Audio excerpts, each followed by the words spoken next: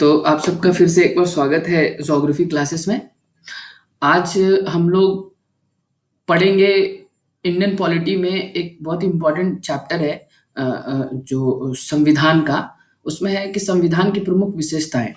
तो यूँ तो हम लोग बहुत सारी चीज़ें जानते हैं कि भारत का संविधान बहुत लंबा चौड़ा है और बहुत अलग-अलग स्रोतों से वो लिया गया है। यहाँ पे एक खास तरह का सरकार का सिस्टम बना हुआ है जिसमें संसद होता है, राष्ट्रपति होता है और कोर्ट्स होते हैं। पर इन सब ये तमाम जो विशेषताएँ हैं, उसके बारे में आज हम लोग थोड़ा करीब से देखने का कोशिश करेंगे, थोड़ा गहराई से जानने का कोशिश करेंगे कि आखिर जो लोग बताते हैं कि ये भारत के संविधान की विशेषताएँ हैं, तो वो ऐसा क्यों है? क्या पॉइंट्स है उसमें, क्या चीज़ें हैं? इसको हम लोग थोड़ा करीब से जाकर देखने का कोशिश करेंगे। आज का हमारा टॉपिक है संविधान की प्रमुख विशेषताएँ। तो हम लोग पहले संविधान एक एक परिचय के रूप में हम लोग देखते हैं कि भारत का जो संविधान है, यूँ तो लगता है बहुत सारे लोग बोलते हैं कि सिर्फ़ बाहर से या दूसरे-दूसरे स्रोतों से लेके और हमारा संविधान को बना दिया गया है। ऐसा नहीं है। मतलब ये नहीं कहा जा सकता कि अलग-अलग स्रोत से लेकर और भारत का संविधान बना दिया गया। हाँ, अलग-अलग स्रोत से लिया गया है, लेकिन उसको फिर ऐसा बदला है ना, जैसे गेहूँ से ब्रेड भी बनता है और वेस्टर्न कंट्रीज़ पूरा ब्रेड ही खाता है या बन खाता है, पर हमारे यहाँ चपाती खाता है। तो उसी तरह से अलग-अलग स्रोत से जो अच्छे-अच्छे चीज़ थे, एक एक राज्य व्यवस्था को चलाने के लिए, वो लिया तो गया, लेकिन भारत के समाज और भारत के जो लोग हैं, उनके हिसाब से ये देश में कैसा कानून लाया जाए, इसके लिए उनको थोड़ा मोड़ा गया, थोड़ा बदला गया और एक इस कारण क्या हुआ कि भारत का संविधान का एक अलग पहचान है, वो एक अलग तरीके का लगता है ना? तो इसी में देखो तुम्हारा जो परिचय है तुम्हारे स्क्रीन पे उसमें लिखा हुआ है, उसमें लिखा है 1 मिनट। हुँ, कि भारतीय संविधान तत्वों और मूल भावना की दृष्टि से अद्वितीय है, क्योंकि सम अलग-अलग स्रोत से लिया तो है, लेकिन इसमें जितना भी तत्व है, जितना भी एलिमेंट, जितना भी चीज़ इसमें है और इसका जो मूल भावना है, जैसे कि छोटा-छोटा चीज़ ही अगर हम लोग देखना चाहें, धर्मनिरपेक्षता, है ना? निरपेक्षता जो है तो उसमें क्या है कि जो वेस्टर्न कंट्रीज़ है, पश्चिमी देश है, अमेरिका, यूरोप में जितने भी देश हैं, इसका धर्मनिरपेक्षता अलग तरीके का है। भारत भी इस चीज़ को लिया है, लेकिन भारत में धर्मनिरपेक्षता अलग तरीके का है। वो कैसे अलग है, ये हम लोग आगे मतलब इस लेक्चर में या आगे आने वाले लेक्चर्स में जब हम लोग धर्मनिरपेक्षता के बारे में पढ़ेंगे, तो वो देखेंगे। पर अभी हम लोग को बस ये चीज़ जानना है कि भारत का संविधान अलग है। वो तत्वों और मूल भावना की दृष्टि से ये अद्वितीय है। और जब 1949 में भारत का संविधान आया था, तो उसमें जो भी चीज़ था, जो भी उसका लक्षण था, उसमें आने वाले समय में बहुत सारा परिवर्तन हुआ है। जब हम अपना संविधान बनाए थे, तो जो भी संविधान था हमारे पास, उसमें तमाम संशोधन हुए हैं। 120 के लगभग अब तक संशोधन हो चुका है, ठीक है ना? 119 20वाँ संशोधन चल रहा है, तो हो चुका है। अब संशोधन का मतलब होता है संविधान में बदलाव। तो जैसे ही संविधान में हम कोई भी बदलाव करते हैं, तो उसका तत्व या उसका जो भावना होता है, उसका जो लक्षण होता है, उसमें बदलाव होता है। तो हम विशेष रूप से अगर देखें, तो 7वां जो संविधान संशोधन है या 42वां है या 44वां है या 73वां और 74वां जिसमें पंचायती राज और अर्बन बॉडीज़ में म्युनिसिपैलिटी या 97वां संविधान संशोधन है, जिसमें कॉर्पोरेशन के बारे में हम लोग बात करते हैं या 101वां संशोधन जो जीएसटी का है। क्या? सेकंड पॉइंट ये 1944 में अपनाए गए संविधान के अनेक वास्तविक लक्षणों में बहुत महत्वपूर्ण परिवर्तन हुए हैं कि संविधान जो 1944 में हमारे पास बन के आया, जो बना था, वो उसी तरीके का संविधान आज हमारे पास नहीं है।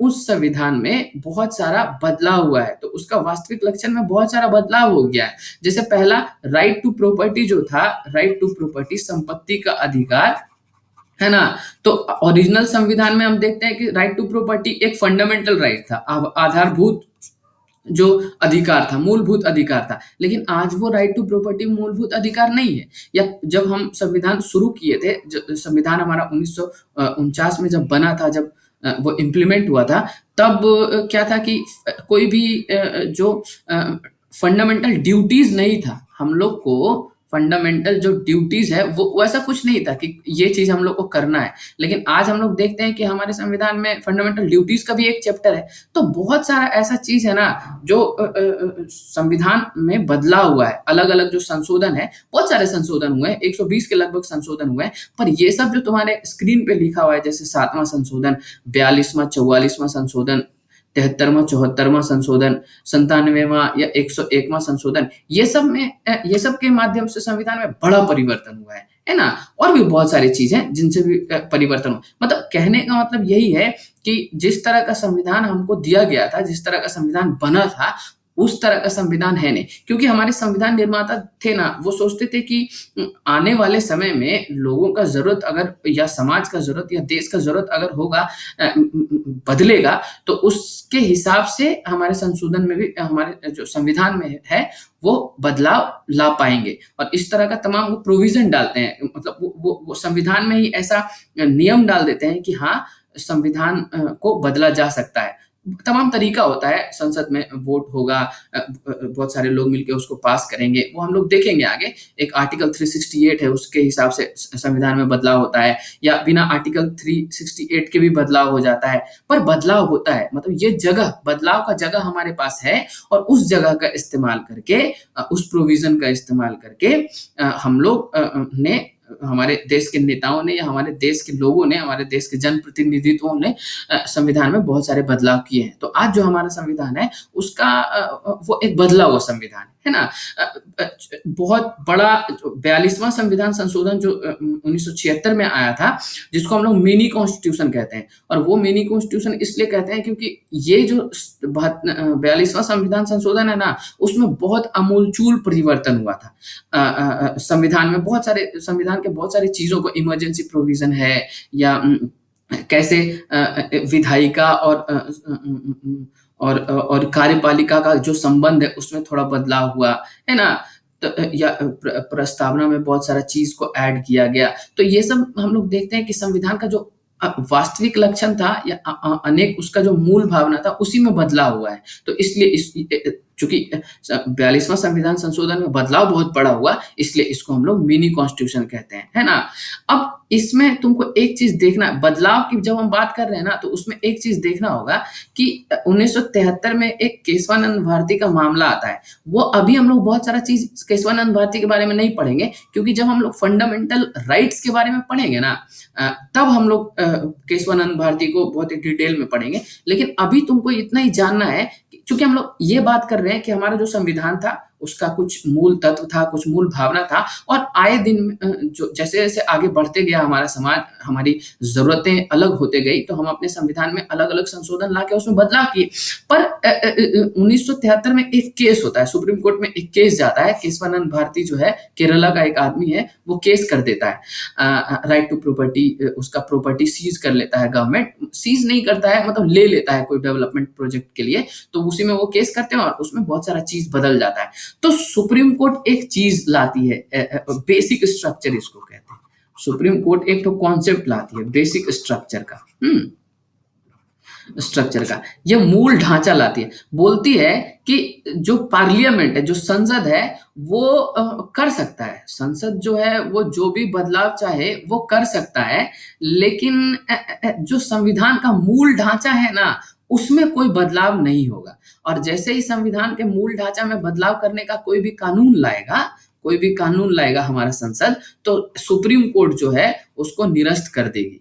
बोलेगी कि ये चूंकि जो आधारभूत ढांचा है, मूल ढांचा है हमारे संविधान का, उसी को बदलने का कोशिश कर रहा है। जैसे मान लो कि हमारा संविधान का मूल ढांचा क्या है कि यहाँ पे एक केंद्र सरकार है, एक राज्य सरकार है। अब अगर मान लो कि एक ऐसा कानून कोई सरकार ला दे कि अब राज्य सरकारें नहीं होंगी और सिर्फ केंद्र सरकार होगा, तो ये जो मूल ढांचा है उसके विपरीत है, उसके खिलाफ है। तो सुप्रीम कोर्ट बोलेगी कि आपको वो जो भी बदलाव लाना है, चूंकि आप जनप्रतिनिधित्व हैं, आप लोगों के आकांक्षाओं का, लोगों के विश्वास का, लोगों के होप का, जो उनकी आशाएं हैं उनका प्रतिनिधित्व करते हैं। तो बदलते समय के, बदलते दौर के हिसाब से आप कानून में संशोधन, मतलब जो संविधान है उसमें संशोधन करके नया कानून तो ला सकते हैं, पर ये नया कानून लाने के क्रम में आप ऐसा ना हो कि संविधान का जो मूल ढांचा है, जो जिस चीज पे संविधान टिका हुआ है, उसी चीज को बदलने लगे।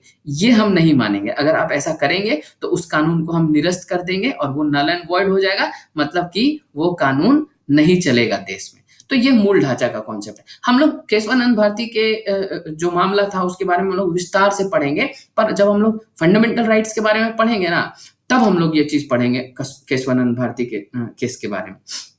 चूंकि आज हम लोग का मेन टॉपिक है कि संविधान, जो हमारा संविधान है उसकी प्रमुख विशेषताएं क्या है। तो किसी से भी पूछो, एकदम ले आदमी जो रहेगा वो भी बोलेगा कि हमारे संविधान का सबसे पहला विशेषता तो ये है कि भाई संविधान बहुत लंबा है, हमारा संविधान, है ना।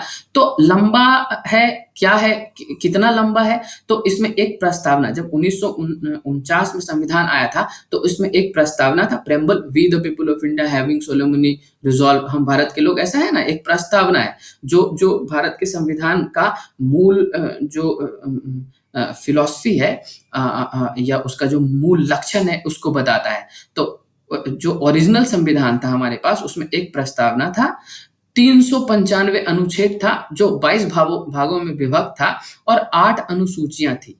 पर आज चूंकि हम लोग देखें कि बहुत सारा संविधान में बदलाव हुआ है, तो तमाम संशोधनों के उपरांत आज जो है हमारा संविधान में एक प्रस्तावना है, वो भी एक बदला हुआ प्रस्तावना है, क्योंकि प्रस्तावना में भी हम लोग बदलाव किए और 448 आर्टिकल्स है, 448 अनुच्छेद है और 25 भाग में है। ये पहले 22 भाग था, अब ये 25 भाग हो गया और 12 अनुसूचियां हो गई। अब जो अनुसूची है, शेड्यूल्स है हमारे कॉन्स्टिट्यूशन का, वो 12 हो गया, है ना।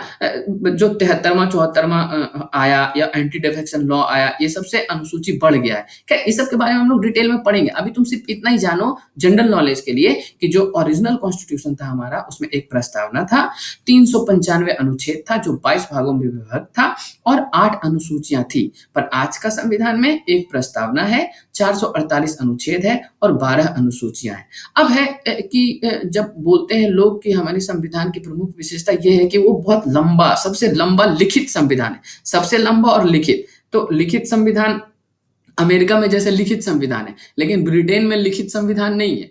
पर अमेरिका का संविधान इतना लंबा नहीं है जितना भारत का है ना। उसका बहुत सारा कारण है। अमेरिका का जो संविधान है उसमें जो जो फेडरल लेवल का होता है, जो यूएसए का संविधान है वो अलग संविधान है, और उसका जो अलग अलग 50 स्टेट्स है, राज्य है, उसका अलग अलग संविधान है। पर भारत में ऐसा नहीं है। भारत में एक ही संविधान है जो एक देश के लिए भी, और 28 राज्य और 8 यूनियन टेरिटरी जो अभी हमारे पास है वो सब के लिए है। तो क्या कारण है कि हमारा सबसे लंबा लिखित संविधान है? तो पहला तो भौगोलिक कारण है, क्योंकि अलग अलग तरीके के भौगोलिक दशाएं यहाँ पे मौजूद है और उसके कारण अलग अलग तरह का संस्कृति बना है, और हर संस्कृति को बचा के रखना हमारा कर्तव्य है। मतलब इस ये देश चाहता है कि वो जो हम हमारे में विभिन्नता है वो बचा रहे। तो इस विभिन्नता को बचाने के लिए तमाम कानून बनाए गए और उस तमाम कानून को संविधान में डाला गया, तो इसलिए हमारा संविधान बड़ा हो गया। ऐतिहासिक कारण भी है। ऐतिहासिक कारण ये है कि हमारा संविधान एक ही दिन में नहीं बना। ऐसा नहीं है कि 1946 में सब बैठे और 1948 तक पूरा संविधान बन के तैयार हो गया। नहीं, ये संविधान का प्रक्रिया जो है ना वो मतलब 1861-62 जब रेगुलेटिंग एक्ट चल रहा था तभी से स्टार्ट हो गया था। कुछ ना कुछ उसमें एडिशन होते रहता था। 1919 में आया, 1909 में उसके पहले बहुत सारा बदलाव हुआ था। ये सब हम लोग पढ़े थे। और 1935 में बहुत बड़ा बदलाव हुआ कानून का। तो आज का हमारा जो भारत का वो संविधान है, वो उसमें बहुत सारा चीज जो है वो 1935 के संविधान जो एक्ट था, जो कानून था, उससे लिया गया। तो ऐतिहासिक कारण भी है जिसके कारण ये बड़ा हो गया। फिर है केंद्र और राज्य दोनों का संविधान है। ये सिर्फ केंद्र का संविधान नहीं है। हमारे देश में केंद्र और राज्य का अलग अलग संविधान नहीं है। हमारे देश में केंद्र और राज्य का एक ही संविधान है। और जब केंद्र और राज्य का, चूंकि 28 राज्य है यहाँ पे, तो इतना सारा राज्य का भी संविधान होगा और केंद्र का संविधान होगा, तो वो संविधान बड़ा हो ही जाएगा। प्रशासनिक प्रावधान है, और सब जो संविधान है उसमें क्या होता है कि एक मतलब एक धारा तय कर देते हैं कि इस तरह का जो कानून बनाया जाएगा। लेकिन हमारे संविधान में क्या है कि एक-एक प्रशासनिक प्रावधान कि जो गवर्नमेंट होगा वो कैसा होगा, प्रेसिडेंट और काउंसिल ऑफ मिनिस्टर के बीच कैसा संबंध होगा, पार्लियामेंट और सुप्रीम कोर्ट या कोर्ट्स के बीच कैसा संबंध होगा, गवर्नर और सीएम के बीच कैसा संबंध होगा। तो ये सब तमाम जो प्रशासनिक प्रावधान है ना, वो भी लिखा हुआ है हमारे संविधान में ही, और ये चीजें जो है हमारे संविधान को बड़ा बनाती है। संविधान सभा में, और कुछ लोग ये भी कहते हैं कि संविधान सभा में चूंकि कानून के विशेषज्ञ ज्यादा थे, उनका प्रभुत्व था, इसलिए वो लोग लंबा कानून बना दिए, क्योंकि कोई ना कोई कुछ ना कुछ ऐड कर ही देता था। पर हम लोग को फिलहाल ये चीज ध्यान में रखना है कि अगर हमसे कोई क्वेश्चन पूछ दे कि आखिर वो क्या कारण है जिसके कारण भारत का संविधान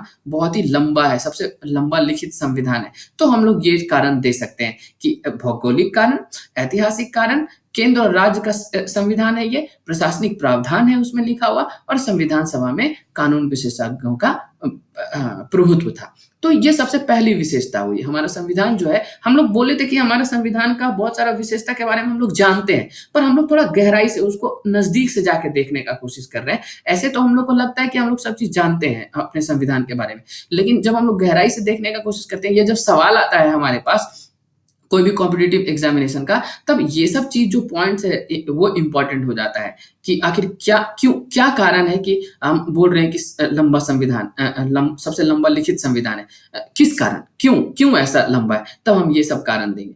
उसके बाद जो दूसरी विशेषता है, तो दूसरी विशेषता क्या है? दूसरी विशेषता है कि विभिन्न स्रोतों से विहित, मतलब कि बहुत सारे स्रोत से लिया गया। इसमें सबसे इंपॉर्टेंट है गवर्नमेंट ऑफ इंडिया एक्ट 1935। ये मतलब हमारा संविधान जो है ना, उसका एक बड़ा हिस्सा जो है वो ये गवर्नमेंट ऑफ इंडिया एक्ट से ही लिया गया है ना। और उसके बाद ब्रिटिश या अमेरिकन या आयरिश या रसियन, है ना, या जर्मन, हम लोग बहुत सारे संविधान से अलग अलग चीज लिए हैं। जैसे पार्लियामेंट्री फॉर्म ऑफ गवर्नमेंट, संसदीय प्रणाली सरकार की, ये हम लोग ब्रिटिश से लिए हैं। हम लोग जो फंडामेंटल राइट्स है, मूलभूत जो हमारा अधिकार है, वो हम लोग अमेरिका से लिए हैं। कोर्ट सिस्टम हम लोग अमेरिका से लिए हैं, है ना। और उसके बाद जो directive principle of state policy है, मतलब कि राज्य का जो नीति निर्देशक तत्व है, वो हम लोग आयरिश कॉन्स्टिट्यूशन से लिए हैं। रशियन कॉन्स्टिट्यूशन से हम लोग फंडामेंटल ड्यूटीज जो है वो लिए हैं। जर्मन से हम लोग इमरजेंसी प्रोविजन लिए हैं। तो मतलब कहने का मतलब ये है, और ये सब चीज के बारे में हम लोग विस्तार से आगे पढ़ेंगे जब हम लोग फंडामेंटल राइट और राज्य के नीति निर्धारक तत्व जो हैं उनके बारे में पढ़ेंगे। तो हम लोग एक एक चीज के बारे में पढ़ेंगे कि ये वाला जो प्रोविजन है वो कहाँ से आया, ब्रिटिश से आया, अमेरिका से आया, कि अलग अलग किस कनाडा से आया। जैसे हमारा फेडरेशन है जो संघात्मक है ना, संघात्मक जो है वो कनाडा से आया। तो इस सब के बारे में हम लोग चर्चा करेंगे। अभी हम लोग सिर्फ ये देख रहे हैं ना कि हम लोग क्यों ऐसा कहते हैं कि हमारा संविधान का एक ये भी मतलब कि विशेषता है कि ये विभिन्न स्रोतों से विहित है, मतलब विभिन्न स्रोतों से लिया गया है। तो वो स्रोत क्या क्या है? गवर्नमेंट ऑफ इंडिया एक्ट और दुनिया के बड़े बड़े देशों के अलग अलग देशों के जो संविधान है उससे हम लोग बहुत सारी चीजों को लिए हैं। उसके बाद तीसरी विशेषता क्या है? तो तीसरी विशेषता है कि हमारा संविधान जो है ना वो नम्यता और अनम्यता का समन्वय है। तो नम्यता और अनम्यता का मतलब होता है ना कि हमारा संविधान रिजिड भी है ना, और फ्लेक्सिबल भी है। तो यह कैसे है? देखो, सबसे पहला तो रिटन है। तो जब भी अगर कोई चीज लिखित होगा तो वो रिजिड हो जाएगा, मतलब कि वो अनम्य होगा, वो उसको आसानी से बदला नहीं जा सकता। संविधान में रिजिड और फ्लेक्सिबल यानी अनम्यता और नम्यता का मतलब ये होता है कि क्या किसी कानून को आसानी से बदला जा सकता है। तो चूंकि ये एक लिखित कानून है, इसको आसानी से बदला नहीं जा सकता। पर संविधान में बहुत सारा ऐसा प्रोविजंस है, संविधान का बहुत सारा आर्टिकल्स ऐसा है जिसको सिर्फ संसद में बैठा हुआ जो नेता है हमारा, वो मेजॉरिटी से, मतलब सिंपल अगर 50 तो बोल दिया कि हाँ बदलना चाहिए और 49 बोला कि नहीं बदलना चाहिए, तो ये कानून को बदल सकता है, कोई दिक्कत नहीं।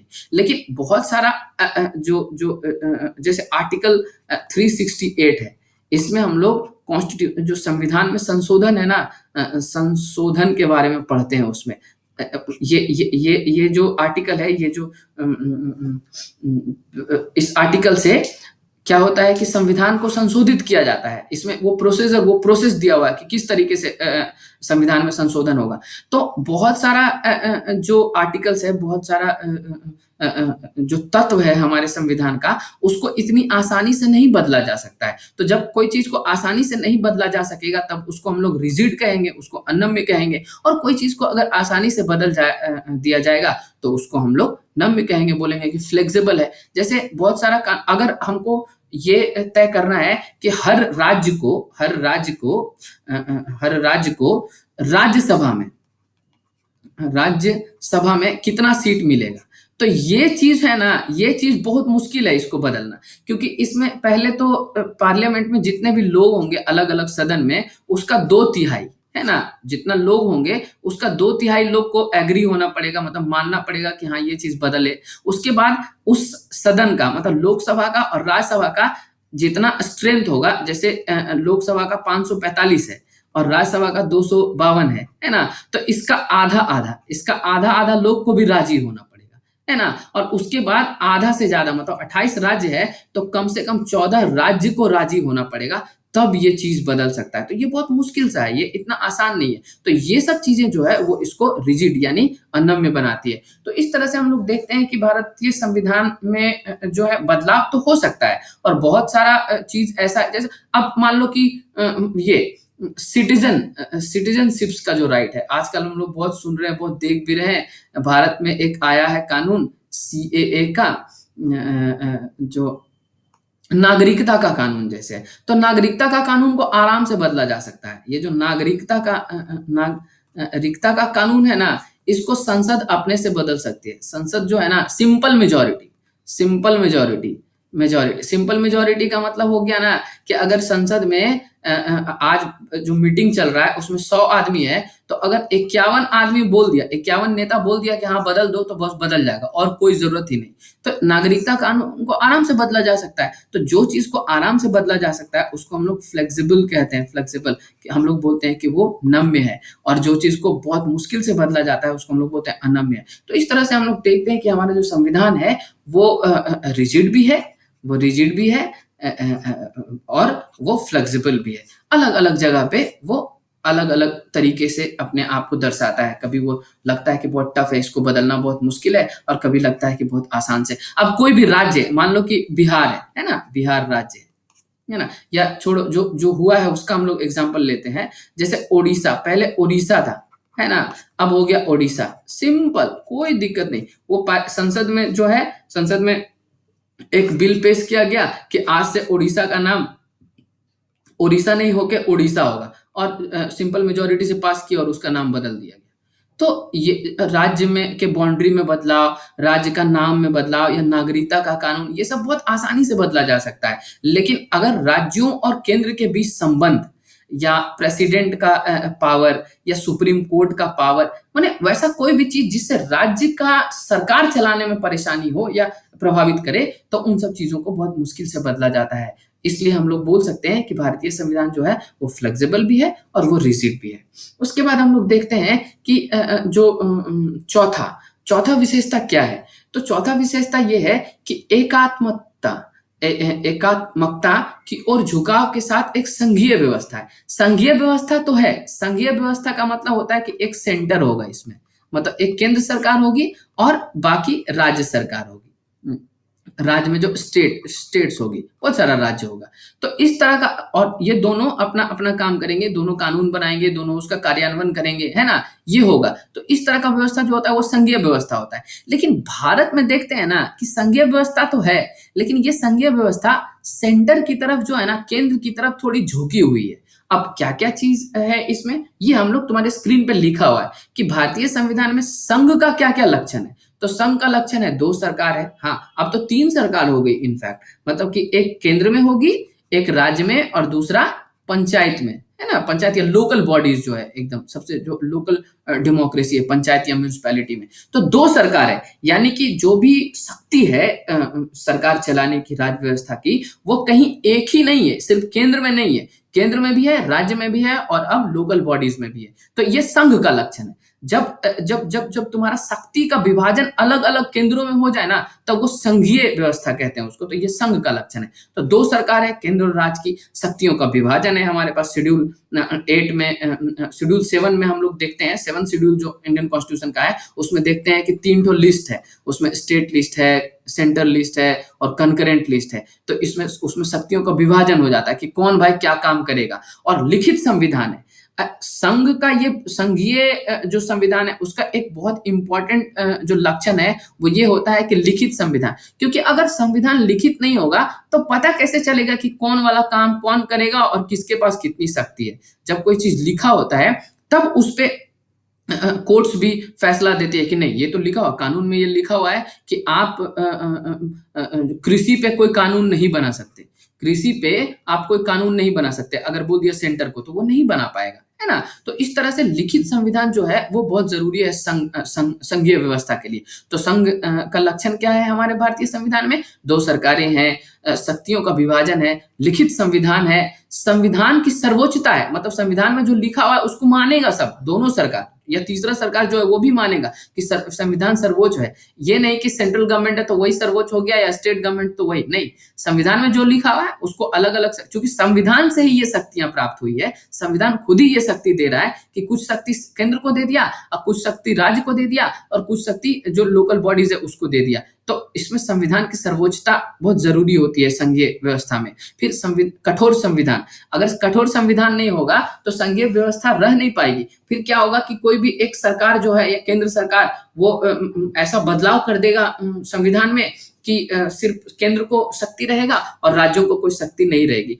तो जब राज्यों को शक्ति नहीं रहेगी तो वो जो लक्षण होगा वो संघीय लक्षण नहीं होगा। तो इसलिए संविधान में कठोरता भी बहुत जरूरी है संघीय लक्षण के लिए। और है स्वतंत्र न्यायपालिका, मतलब कि अगर सेंटर और स्टेट के बीच कभी लड़ाई हो गया कोई भी चीज के कारण में, पता नहीं चल रहा है कि किसका शक्ति कितना है और ये दोनों लड़ गया आपस में, तो स्वतंत्र न्यायपालिका है जो आएगी और बताएगी कि भाई तुम्हारा ये काम है और तुम्हारा ये काम है और तुम दोनों अपना अपना काम करो और लड़ो नहीं। तो ये इसको मिटिगेट करने के लिए, इसमें न्याय देने के लिए, माने बताने के लिए कि तुम्हारा संविधान के मुताबिक तुम्हारा ये शक्ति है और तुमको यही काम करना चाहिए, नहीं करोगे तो तुम आगे बढ़ के काम कर रहे हो जो कि गलत हो जाएगा। तो ये बताने के लिए एक स्वतंत्र न्यायपालिका भी है। और द्विसदनीयता है, मतलब दो दो सदन है। तुम संसद में देखो क्या है, संसद में एक तो लोकसभा है, तो लोकसभा में जो पूरा भारत से लोग जाते हैं, एक तो लोकसभा है और दूसरा है राज्यसभा, वो राज्यों की सभा है ना। वहां पे राज्य का प्रतिनिधित्व जो है,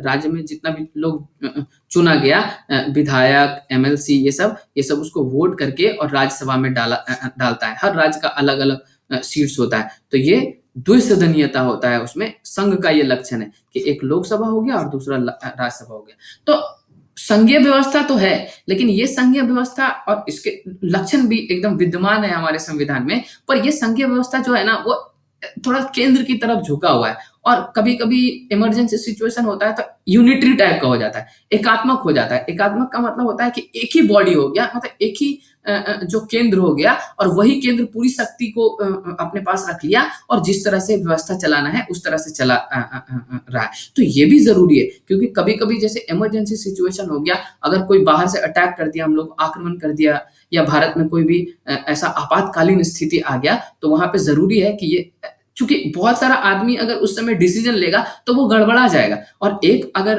केंद्र है और वही अगर डिसीजन ले तो वो पूरे देश के लिए अच्छा होगा। तो इसलिए कभी कभी ऐसा संविधान में ऐसा चीज दिया हुआ है कि जब जरूरत पड़ेगा तो ये एकात्मक हो जाएगी।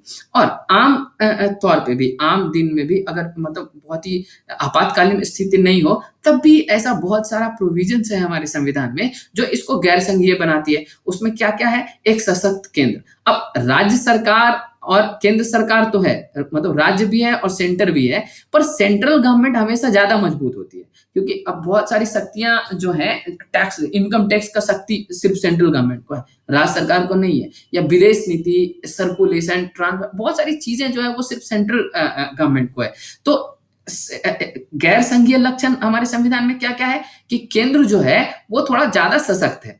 अगर राज्य और केंद्र, मतलब राज्य सरकार जो है और केंद्र सरकार दोनों का शक्ति बराबर होता, तब वो एकदम परफेक्ट संघीय व्यवस्था होता। परफेक्ट, लेकिन हमारा जो व्यवस्था है वो संघीय तो है लेकिन एकदम परफेक्ट संघीय नहीं है, वो केंद्र की तरफ थोड़ा झुका हुआ है। तो एक सशक्त केंद्र है हमारे पास और एक ही संविधान है। जो संविधान है वो एक ही है, ऐसा नहीं है कि राज्यों का अलग। यूएसए में जैसे, यूएसए में क्या है कि एक तो फेडरल कॉन्स्टिट्यूशन है, एक तो यूएसए का कॉन्स्टिट्यूशन है फेडरल, और हर स्टेट का, हर राज्य का अलग अलग कॉन्स्टिट्यूशन है। लेकिन भारत में ऐसा नहीं है, भारत में एक ही संविधान है और नागरिकता भी एक ही है। यूएसए में क्या है कि एक तो यूएसए मतलब अपना नागरिकता देता है और अलग अलग स्टेट जो है वो भी अपना नागरिकता देता है। लेकिन भारत में एक ही नागरिकता है, भारतीय नागरिकता। ऐसा नहीं है कि एक आदमी बिहार का भी नागरिकता ले लेगा और एक आदमी भारतीय होने का भी नागरिकता ले लेगा, नहीं।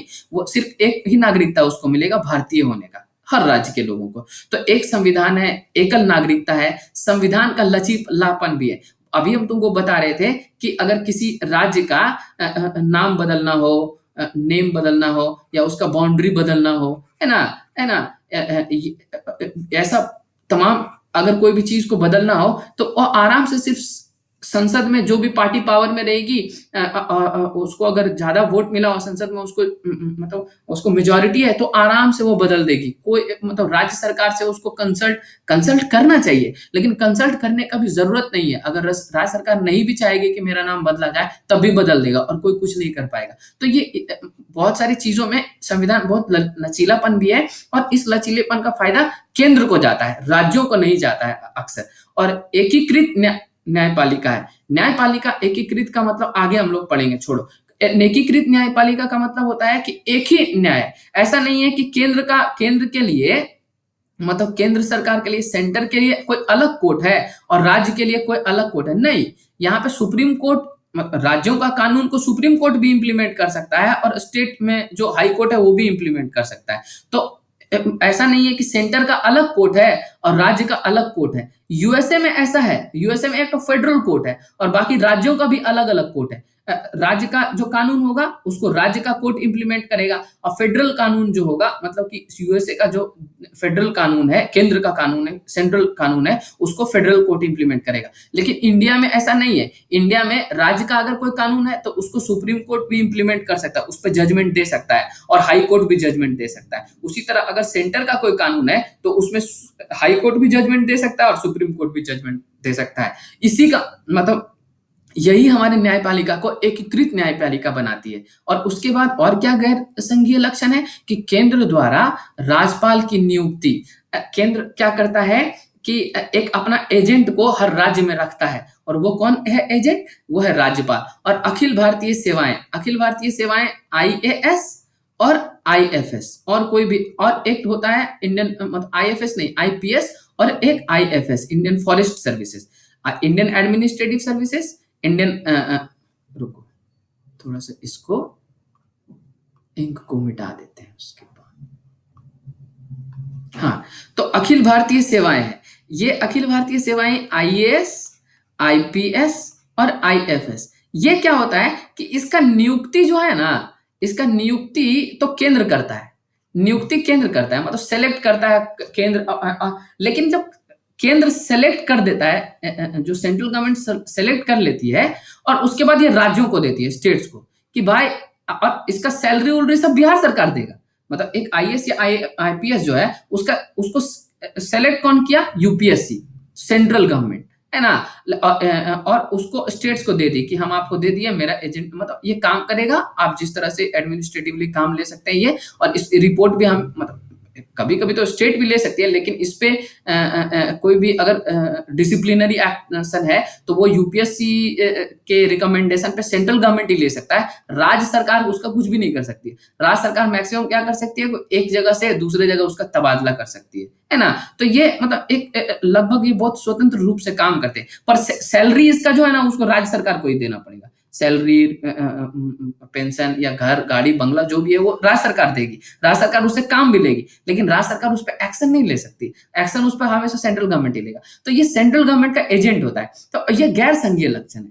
गैर संघीय लक्षण इसलिए है कि राज्य वाला बोलता है कि भाई तुम्हारा आदमी है, मतलब तुम हमको सेलेक्ट, हम अपना सेलेक्ट कर लेंगे, वो स्टेट पीसीएस भी तो होता है, तो हम उसमें सेलेक्ट करके उससे काम करवाएंगे। लेकिन सेंट्रल गवर्नमेंट बोलता है कि नहीं, ये हम सेलेक्ट करेंगे, आपको दे देंगे, आप इससे काम करवाइए, इसको कोई भी गड़बड़ अगर हमको लगेगा तो इस पे हम एक्शन लेंगे, आप नहीं ले सकते। फिर क्या है आपात गैर संघीय लक्षण, और क्या है आपातकालीन प्रावधान। मतलब आपातकाल में ऐसा होता है कि राज्य सरकारें निरस्त कर दी जाती है या फिर उसको कुछ दिन सस्पेंड कर दिया जाता है और बोला जाता है कि अभी आप कुछ नहीं करेंगे, अभी जो भी काम यहाँ पे होगा वो गवर्नर करेगा, और गवर्नर मतलब प्रेसिडेंट से ऑर्डर लेगा, और प्रेसिडेंट जो केंद्र में सरकार है उसका जो काउंसिल ऑफ मिनिस्टर है वो जिस तरह से सुझाव गवर्नमेंट को देगा, गवर्नमेंट वो सुझाव यहाँ पे प्रेसिडेंट को देगी, और प्रेसिडेंट फिर गवर्नर को देगा, और गवर्नर अपना जो भी यहाँ पे कलेक्टर डिप्टी कलेक्टर ये सब है उसको देते रहेगा, और वो फिर काम करते रहेंगे। तो इस तरह से हम देखते हैं कि भारतीय संविधान जो है उसमें संघ के लक्षण तो हैं, विद्यमान है, लिखित है, एकदम है,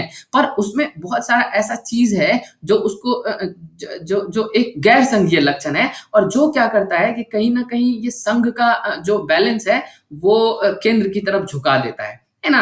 संविधान में कहीं भी संघीय शब्द का इस्तेमाल नहीं है। हमारे संविधान में फेडरल ऐसा नहीं लिखा हुआ, फेडरल नहीं लिखा हुआ है, India will be the union of states. ये यूनियन ऑफ स्टेट है, सब स्टेट मिलके एक यूनियन है और वो बने हैं। और वो क्यों है, मतलब अनुच्छेद 1 जो है वो करता है भारत के का उल्लेख करते हुए वो कहता क्या है कि राज्यों के संघ के रूप में। इसका क्या मायने है, इसका कुछ मायने होता है, अभी हम लोग उस मायने को जानेंगे।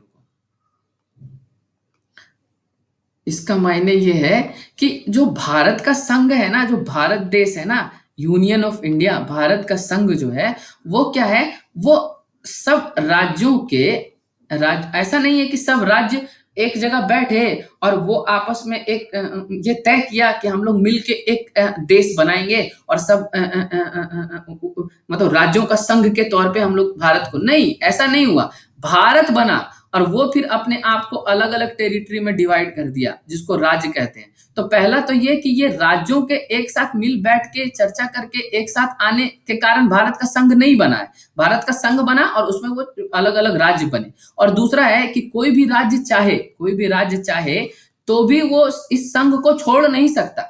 मतलब अगर बहुत सारा राज्य जो है वो ये तय करता कि हाँ हम लोग मिलके एक संघ बनाएंगे, और उसके बाद अगर एक राज्य चाहता तो छोड़ देता उस संघ को। लेकिन भारत में ऐसा नहीं है, भारत में ना तो राज्य मिलके ये संघ बनाया, पहले संघ बना और उसके बाद अलग अलग राज्य बना, और न ही भारत का कोई भी राज्य भारत के संघ को छोड़ सकता है, ये नहीं हो सकता। भारत में जो कोई भी राज्य को जोड़ा जा सकता है, अगर हम लोग कोई भी जमीन कब्जा कर लिए, जीत लिए, तब हम लोग कोई भी नया राज्य जोड़ सकते हैं। लेकिन भारत का राज्य को खत्म नहीं है, कोई भी भारत का राज्य भारत से अलग नहीं हो सकता, ये संभव नहीं है। तो इसलिए जो भारत का राज्य है उसमें संघीय शब्द का इस्तेमाल नहीं है, ऐसा नहीं है। संघीय शब्द का इस्तेमाल जैसे ही होगा ना, उसका मतलब होता है कि सेंटर और स्टेट जो है वो दोनों का अपना अपना क्षेत्र में अलग अलग पावर है और दोनों इंडिपेंडेंट है। तो यहाँ पे इंडिपेंडेंट नहीं है, हाँ पावर है स्टेट को भी और सेंटर को भी, लेकिन स्टेट फिर भी जो है वो भारत का ही टुकड़ा है, उसको भारत से जुदा नहीं किया जा सकता। और ना ही ऐसा हुआ कि ये टुकड़ा जो था छोटा, बिहार यूपी ये सब मिलके और एक गठबंधन किया कि हम लोग एक राज्य बनाएंगे, नहीं, पहले भारत बना और उसके बाद अलग अलग टेरिटरी दे दिया कि छोटा सा टेरिटरी है, तुम्हारा एक जैसा संस्कृति लग रहा है तो तुम्हारा नाम बंगाल हो गया और तुम्हारा नाम बिहार हो गया, ये ठीक है। तो इस तरह से हम लोग देखें कि भारत में संघीय व्यवस्था तो है, पर भारत का संविधान में बहुत सारे ऐसे प्रावधान है जिसमें केंद्र को ज्यादा शक्ति दिया हुआ है, और इसके कारण क्या है वो एकात्मकता केंद्र की ओर झुका हुआ है। हमारा जो संघीय व्यवस्था है वो केंद्र की तरफ झुका हुआ है। इसके बाद हम लोग देखेंगे कि पांचवी विशेषता क्या है। तो पांचवी विशेषता है कि सरकार का संसदीय रूप। भारत में संसदीय रूप है, दो तरह का सरकार होता है, सरकार को चलाने का दो तरीका। अभी हम लोग बहुत सारा तरीका होता है, लेकिन विश्व के लगभग मेजॉरिटी जो अधिकतर लोकतांत्रिक देशों में ऐसा देखा गया कि दो तरह का व्यवस्था होता है। एक तो होता है प्रेसिडेंशियल फॉर्म और एक तो होता है पार्लियामेंट्री फॉर्म, है ना। तो प्रेसिडेंशियल फॉर्म में एक आदमी जो होता है प्रेसिडेंट, और वो ही सब चीज निर्णय लेता है। लेकिन पार्लियामेंट में एक आदमी कोई निर्णय नहीं लेता है, पीएम होता है बहुत पावरफुल, लेकिन वो निर्णय संसद ही लेता है। निर्णय मतलब एक मसौदा पेश करते हैं और उसके बाद उस पे बातचीत होती है और उसके बाद फिर वहाँ पे मेजॉरिटी तय होता है और फिर ये डिसीजन लिया जाता है। तो हमारा जो तंत्र है वो संसदीय तंत्र है और ये संसदीय तंत्र हम लोग ब्रिटेन से लिए हैं, ब्रिटेन से,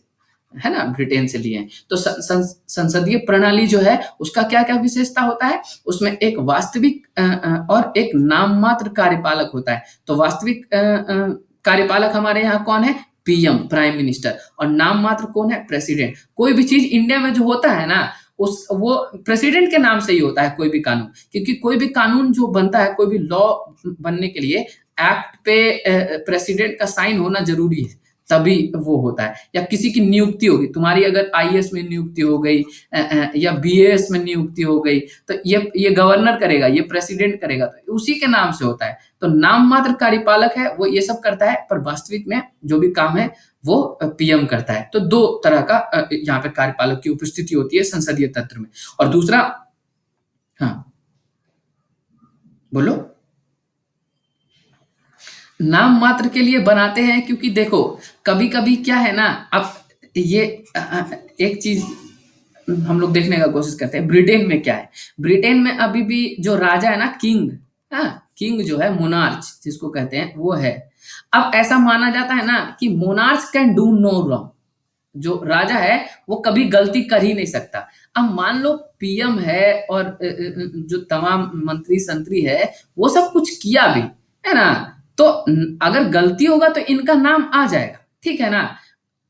एक स्टेट का हेड हम लोग नॉमिनल बनाते हैं कि राज्य का ये हेड है, इसको कानून बनाने से कोई मतलब नहीं है, कानून का क्रियान्वयन करने से कोई मतलब नहीं है। ये सिर्फ सेरिमोनियल हेड होता है जो कि दूसरे को मतलब रिसीव करता है। अगर कोई बाहर से नेता आया या कोई भी कानून को मतलब कानूनी अलमी जामा पहनाता है तो ये सब करता है।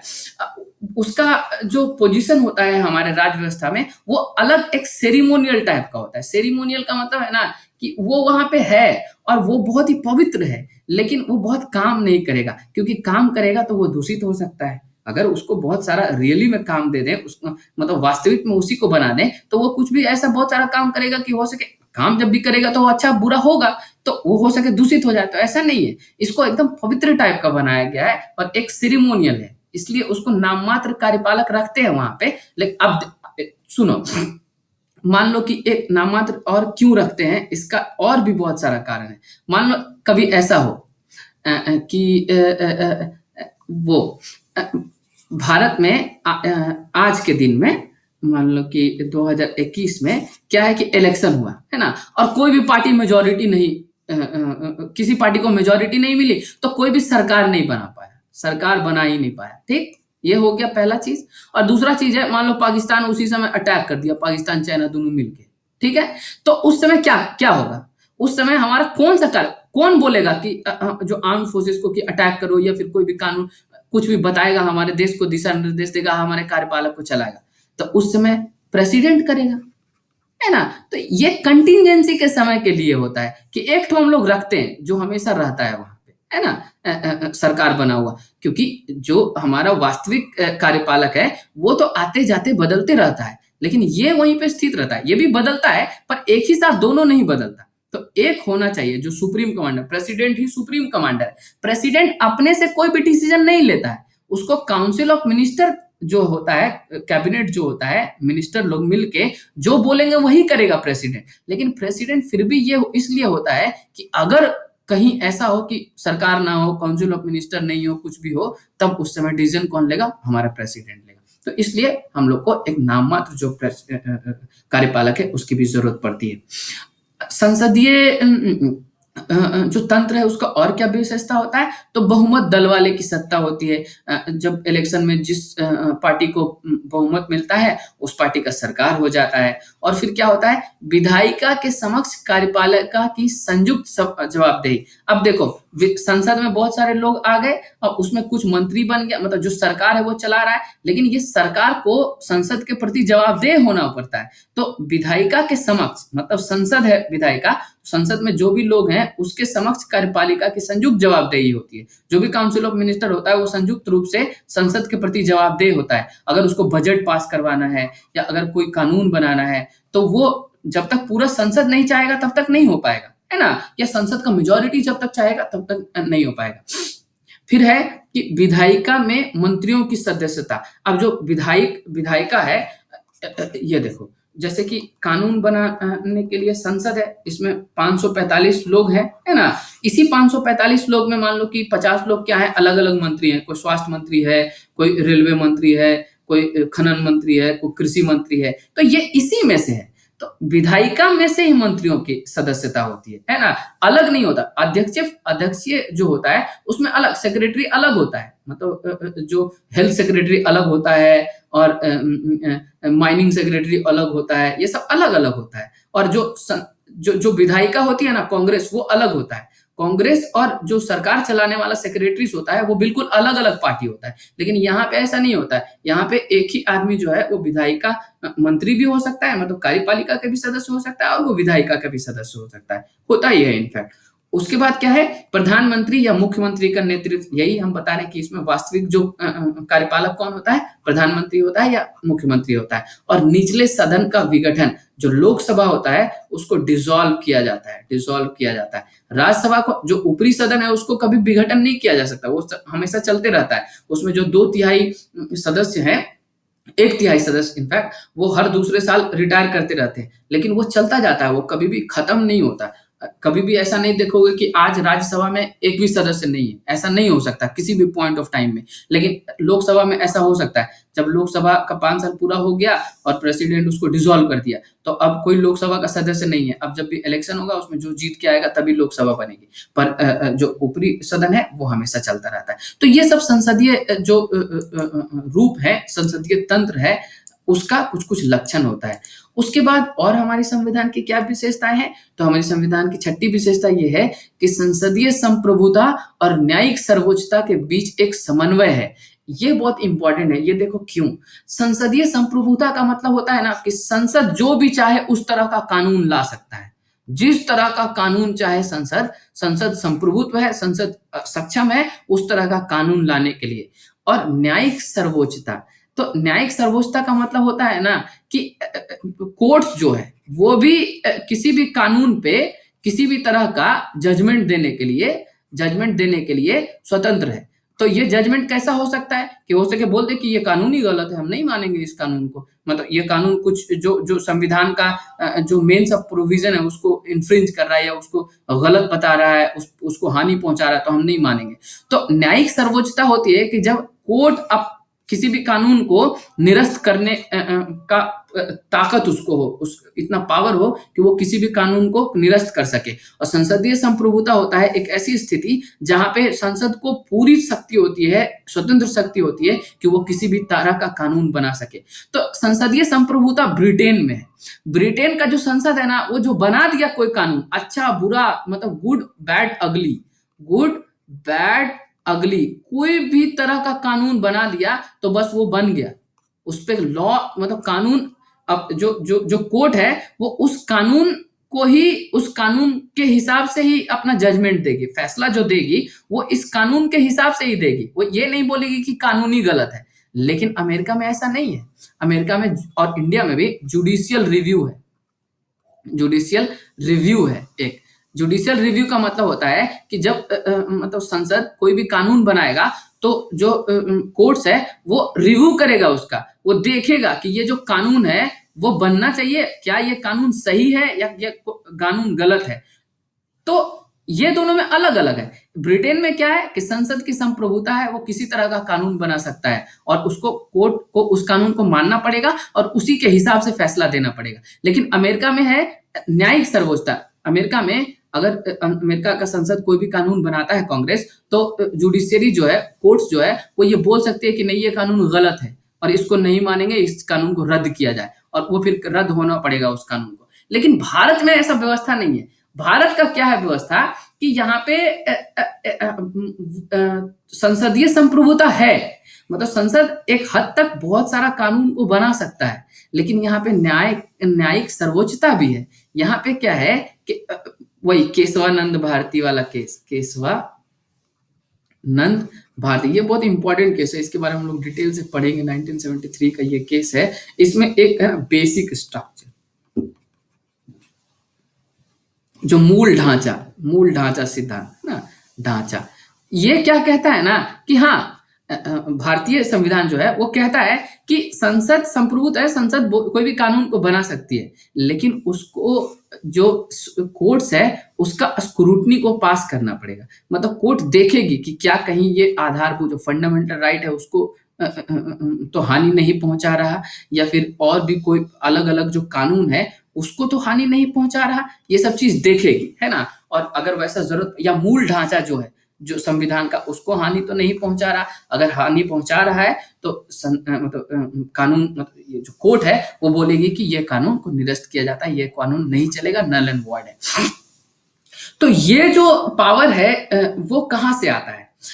ये दो तरीके का कॉन्सेप्ट होता है। एक तो बोलता है कि विधि में नियत प्रक्रिया, और एक होता है विधि द्वारा स्थापित प्रक्रिया। ये क्या है, इसके बारे में हम लोग थोड़ा पढ़ने का कोशिश करेंगे। एक मिनट, कितना टाइम हो रहा है? टाइम हमको लगता है थोड़ा ज्यादा हो गया, कोई बात नहीं, है ना। तो इसके बारे में हम लोग थोड़ा सा पढ़ने का कोशिश करेंगे कि आखिर ये है क्या।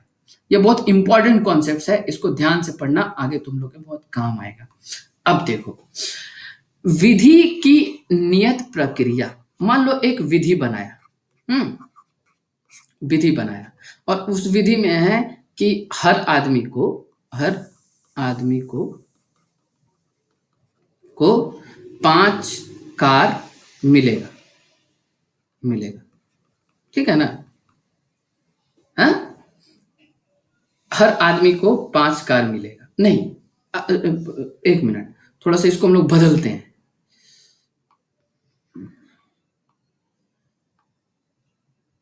मान लो एक कानून बनाया, संसद जो है एक कानून बनाया कि एक कानून है कि हर आदमी या औरत जो मैट्रिक पास की है उसको 1 कार मिलेगा। ये कानून बना दी, ठीक है ना। तो अब सुप्रीम कोर्ट है, ये कानून बना गया, तो ये क्या है, विधि द्वारा स्थापित प्रक्रिया। विधि ये स्थापित कर दिया कि हर आदमी या औरत जो मैट्रिक कर लिया है उसको 1 कार मिलेगा। तो अब विधि द्वारा स्थापित प्रक्रिया बोलती है कि एक देश है जिसमें जो भी आदमी या औरत मैट्रिक पास कर लिया उसको 1-1 कार मिल गया। ये विधि द्वारा स्थापित प्रक्रिया है ना। इसमें जो है वो कानून कुछ नहीं कर, मतलब ये जो कोर्ट है वो कुछ नहीं कर सकती। संसदीय संप्रभुता है, संसद एक कानून बना दिया, और चूंकि विधि द्वारा स्थापित प्रक्रिया के हिसाब से यहाँ पे काम हो रहा है, और विधि द्वारा स्थापित प्रक्रिया क्या है कि हर आदमी या औरत जो मैट्रिक किया है उसको 1 कार मिलेगा, तो सबको कार मिल गया। लेकिन एक है कि विधि में विधि की नियत प्रक्रिया, कि विधि आखिर होना कैसा चाहिए, क्या विधि सबके साथ न्याय कर रहा है, ये सवाल पूछेगा कोर्ट ये पूछेगा।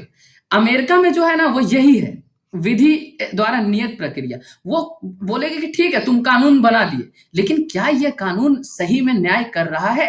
क्या विधि की नियत प्रक्रिया जो होनी चाहिए, क्या सच में ये हर किसी को न्याय दे पा रहा है? तो हम देखेंगे कि नहीं भाई, जो आदमी मैट्रिक नहीं किया उसको कार क्यों नहीं, ये कोर्ट पूछेगा कि जो मैट्रिक नहीं किया उसको क्यों नहीं कार देना चाहिए, क्योंकि विधि की नियत प्रक्रिया तो यही है कि वो पूछेगा कि क्या यहाँ पे न्याय हो रहा है। तो कानून द्वारा स्थापित प्रक्रिया तो बोल रहा है कि मैट्रिक अगर किया है तभी कार मिलेगा, लेकिन जब हम लोग नियत प्रक्रिया, जो विधि की नियत प्रक्रिया है उसको फॉलो करेंगे, तो कोर्ट बोलेगा कि नहीं ये तो न्याय नहीं हुआ भाई, ये उनके लिए न्याय नहीं हुआ जो मैट्रिक नहीं किए, क्यों उनको कार नहीं मिलना चाहिए। तो इसके आधार पर ये इस कानून को रद्द कर देगी, है ना।